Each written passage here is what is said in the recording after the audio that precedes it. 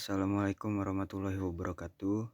Perkenalkan, nama saya Irza Renard Moreno. Saya dari kelas 12 IPS 4. Di sini saya akan menjelaskan laporan laba rugi. Laporan laba rugi merupakan salah satu laporan keuangan yang akan menampilkan informasi pergerakan usaha, sehingga Anda dapat mengetahui jumlah total pendapatan dan pengeluaran baik harga pokok penjualan maupun biaya operasional. Fungsi dan tujuan laporan laba rugi. Yang pertama, membantu pengusaha menganalisis dari mana keuntungan paling besar dihasilkan dan pengeluaran dari segi apa yang paling banyak memakan biaya. Sebab laporan laba rugi perusahaan berisi beberapa subtotal revenues maupun expenses perusahaan selama menjalankan usahanya.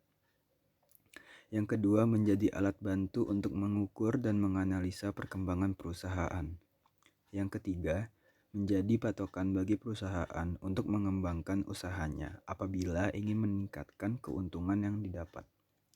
Lalu yang keempat, menyajikan informasi kepada pengguna informasi keuangan perusahaan mengenai keuntungan atau kerugian yang dihasilkan perusahaan saat beroperasi dalam periode waktu tertentu.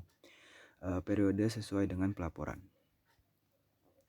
Inilah contoh laba rugi, ya, bisa dilihat ini. Pendapatan, salon, beban operasional, ya, gitu ya. Hasilnya bisa dilihat bahwa laba kotor Eva Salon ialah sebesar Rp5.450.000 dan pengeluaran yang dilakukan ialah sebesar Rp3.770.000. Sehingga secara keseluruhan pada periode tersebut Eva Salon mendapatkan pemasukan sebesar Rp1.630.000. Laporan perubahan modal.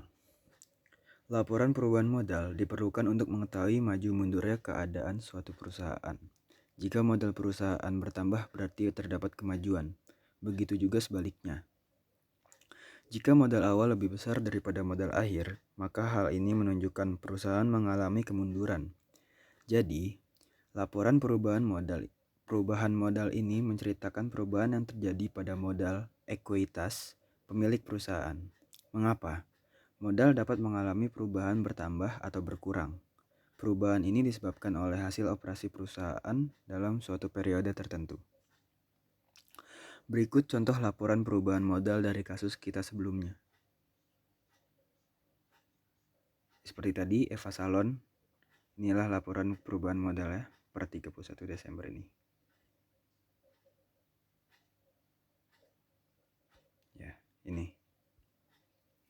Berikut contoh laporan perubahan modal dari kasus kita sebelumnya. Laporan perubahan modal atau akuitas pembuatan laporan perubahan modal memerlukan data mengenai nominal modal awal, besar laba bersih, prive, dan penambahan modal.